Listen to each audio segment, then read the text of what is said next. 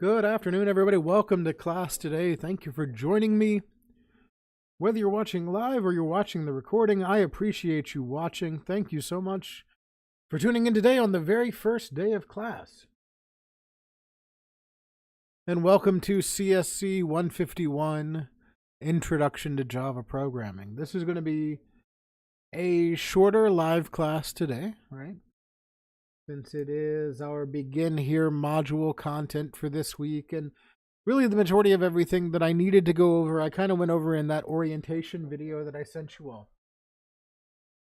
So if you need to go back and look at that orientation video again, remember that it is located in the announcements, and it's going to be the very first announcement at the bottom of our announcements page here.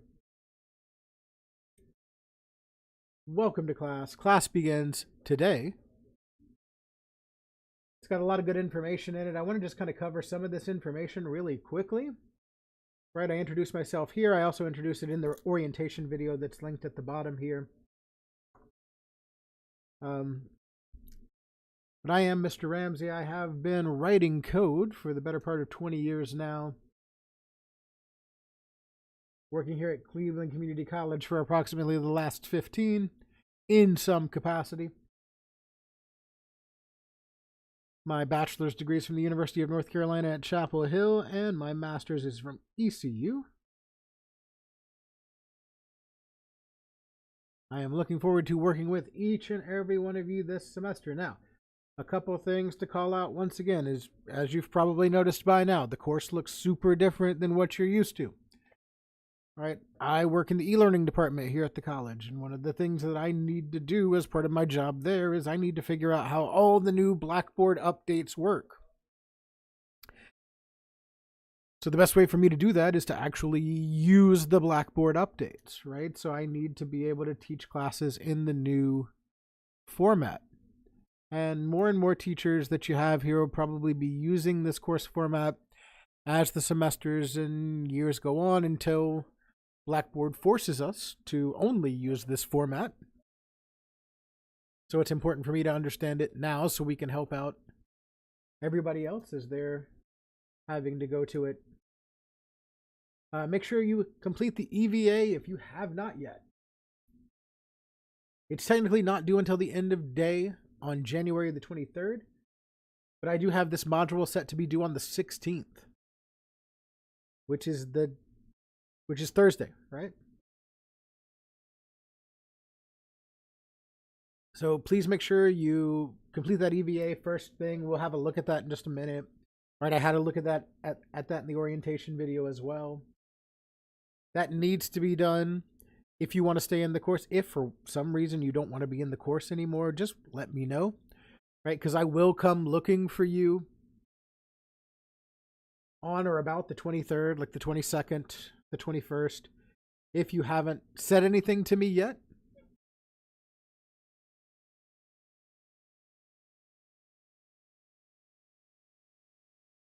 So just, let me know. And I can just go ahead and mark you down as you're not going to do it. I also have my AI policy here, and you'll probably notice that my AI policy is a little open, right? Because, with the nature of code and the nature of programming, I'm just going to be honest and upfront with you, it's tough to tell, right? Like, I've grown and kind of adapted to it to where I believe I can tell. There are some telltale signs from me that some code was written by AI versus code being written by you. But it is code, and code is sort of pragmatic, right? Like, it's designed to tell a computer what to do, and so computers understand really well how to tell computers what to do. And so you can probably use AI, right? And you could probably use it and do well in this course and trick me and feel like you got one over on me, but then you don't really learn anything, right? So who's really tricking who at that point? Especially if you want to get a job in this sort of career area in the future, having an understanding of how all this works and how to put code together and how to write stuff and how to figure it out and how to solve problems with code. It's kind of important. So at least having a foundation and an understanding of how all of this works is kind of important. So I do encourage you all to approach these problems yourself and to write code yourself.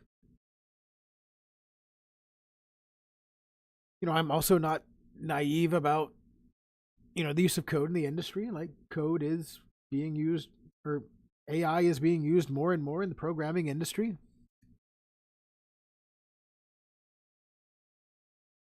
But what we're seeing far and away is that not supplant. So I can have one programmer who knows what they're doing work much more efficiently and much more effectively versus 3 or 4 programmers who kind of don't know what they're doing and just kind of floundering around. So knowing what you're doing is still going to be at the core of being able to do well in this industry. Very, very important, right? Very, very important.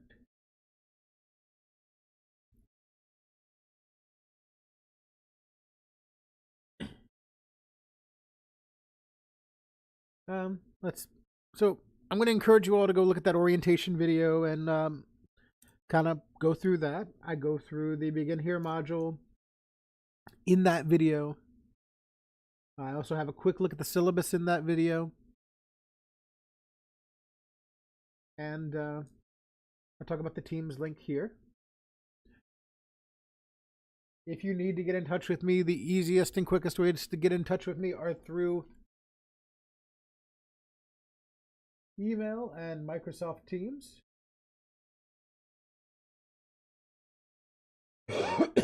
I'm in meetings, I'm in classes, but I usually have something around me that allows me to check my Teams and check my email, right? Whether it's a laptop or a phone or whatever, right? And so I do want to talk about one more thing before I do a little bit of code today. Just so we can say that we wrote a little bit of code here in our first class. And I want to talk about the purpose of these live classes and how they're going to work and how often we're going to have them, right? And I'm going to try to have them every week. And I'm going to make myself a liar of that immediately, right? Because we're not going to have one next week because the college will be closed for the Martin Luther King Jr. holiday. I will have a pre-recorded video for you all on that day that's covering material. Just by the nature of the calendar or other obligations of my job, I won't always get to have these weekly live sessions, but we are going to have them as much as possible.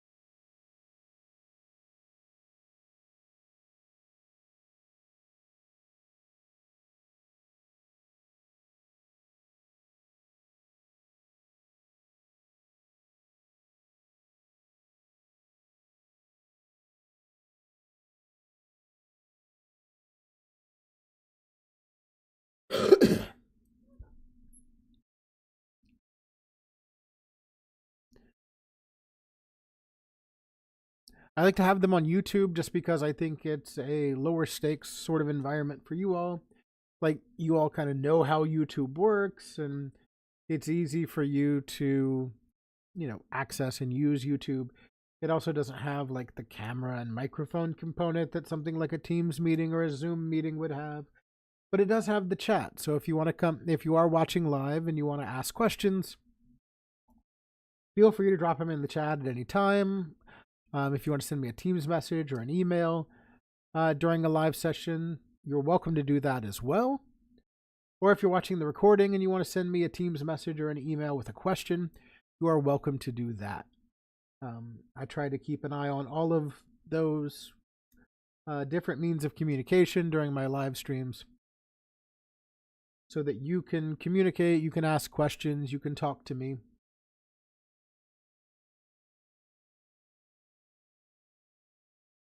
and have a little bit of interaction during these, right?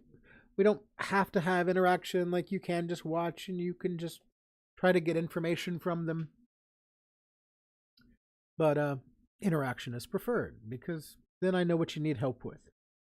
And if you have questions that you think other people might benefit from that you are thinking about prior to a live stream, send them to me via email or Teams again, and I can fix them, or I can talk about them on the live class or in the pre-recorded video for that week. So let's write a little bit of code.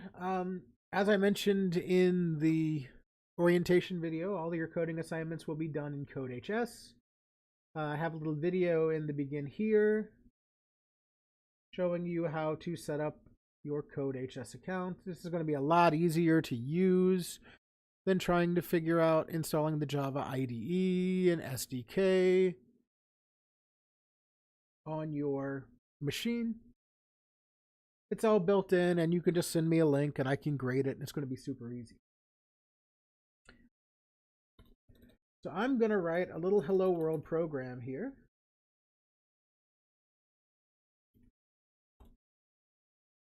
Really quickly. Just so you can kind of see one of the issues of code in general, right? And this is going to be a Java main. Java main will be the one that we use most often. In the last module, down all the way down here in module 9, and for your final project, you will use Java Swing. But for 90% of your assignments, you'll use Java main. And we see this. Right, this is what CodeHS gives us by default. We get our class for our Java file. One of the things that we'll note here that is a requirement is that the name of your class should always match the name of your Java file. So we see here this class is called public class my program, and my Java file here is called myprogram.java. Now another thing that we want to notice here is that all the uppercase and lowercase letters match. Right? One of the things that we'll talk about next week is just how critical checking our uppercase and lowercase letters are, and how such a small error can cause a big problem. Right? Because, you know, a lot of people, we think our computers are smart. Our computers are actually pretty dumb, right? Like they have to do exactly what we tell them to do. And if we say, oh, this is an uppercase A apple, and show them an apple, and then we say, is this an apple, with a lowercase a, and show them the exact same picture of an apple, they'll say, no, it's not an apple. It's an apple, right? It's an uppercase A apple. Because that's what we told them it was, right? Because remember that words essentially mean nothing, right, to our computer. All our computer does, the big thing that our computer understands better than anything, is patterns. Patterns, right? And so we'll talk more about that next week in the pre-recorded video that I put out for you next week.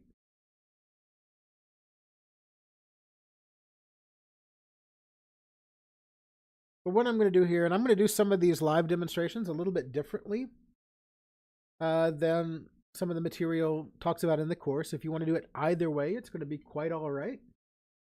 The material from the textbook doesn't really go very deeply into object-oriented programming. Java itself is an object-oriented language, right? So we should cover object-oriented programming at least a little bit. For your purposes, and we'll talk more about objects later on, an object is just creating a new set of something in memory, right? And so when we talk about Objects, we also talk about, oh, the word has left me here at the moment. Oh my goodness.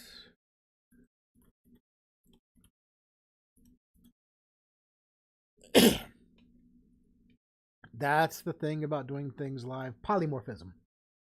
Polymorphism, right? When we're talking about objects, we're also talking about polymorphism, right? And polymorphism just basically means that different things can have different characteristics, right? So, like if if we were all in the same classroom together, that might be something that we talk about, is how, like, we're all people, right? Or if we put it into programming terms, we're all instances of the class person, but we all have different traits, right? We might have our eye color mapped to a different color, our hair color mapped to a different color, height, weight, gender, right? Like everybody has different traits. That makes you a specific instance of the person object in memory, in the world.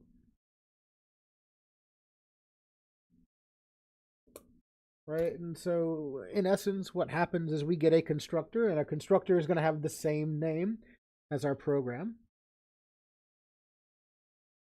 So in this case, it would be called something like my program, open, close, parentheses like that. And we'll add our curly braces here.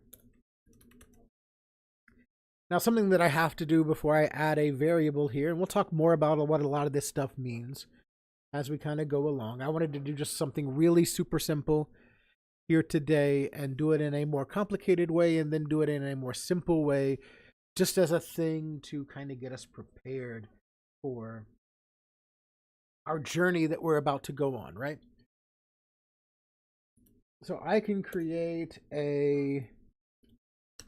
instantiate a string variable here of message, add message here, set to a new string that says hello world.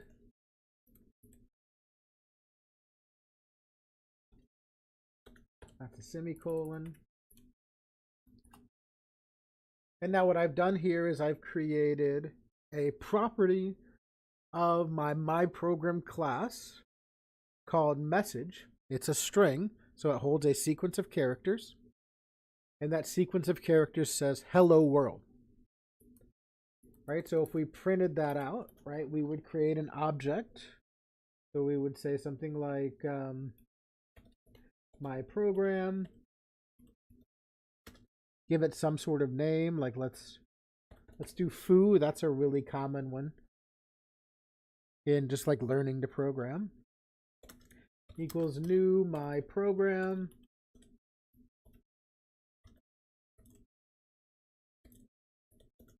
And then we can system.out.println foo dot message. Right, and this is kind of the complicated way of doing it, right? And like, think about this as like the way that we might do something like this 8 weeks from now. Right? It's not necessarily the way that I want you doing it right away. It's the way that I'd want you to be doing it, 6 to 8 weeks from now. But kind of keep this kind of in the back of your mind as like something that we could do. Right? So then when we run our program, it's going to run this main method. And it's going to print out our message. Hello world. Right? And so in doing this, we create an object, we populate that object with a property, and we give that property a value, and we pass it back and print it out. With where we're at the moment, right, though we're going to keep it super simple. And we're just going to print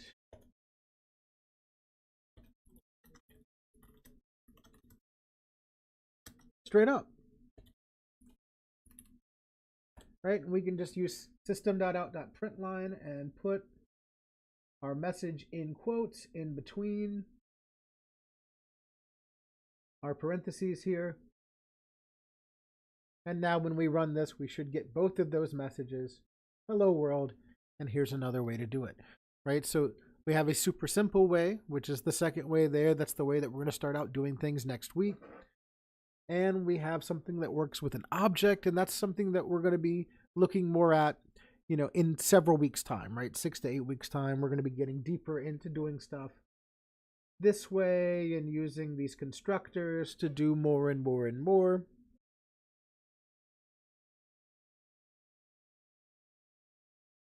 And I wanted to do this really quick example today just to kind of show you guys that, like, hey, there's a bunch of different ways that different things can be done, right? Like, that's one of the things that makes programming challenging, is that there's a bunch of different ways that this kind of stuff can be done. And as you approach different problems, you might Google it, you might look up YouTube videos, you might do all sorts of different types of stuff. And you might look at 5 different people give you advice on how to do things, and they might have 5 different ways to do the same thing.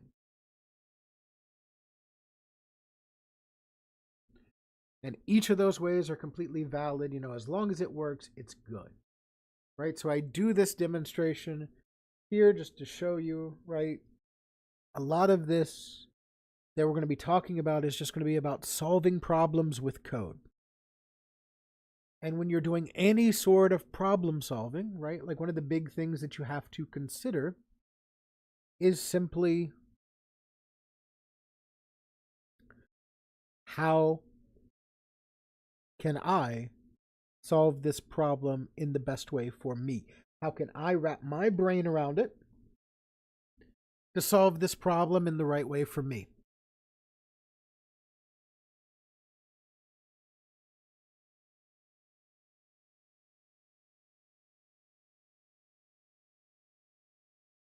There's a lot of different techniques, there's a lot of different tools, there's a lot of different things that you can use to try to get from point A to point B.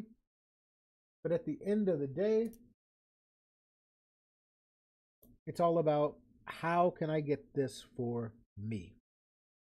And so that's all that I have for you for today. Like, most of the time, these will last around maybe 45 minutes to an hour, around 20 minutes for today, just because it's the first class.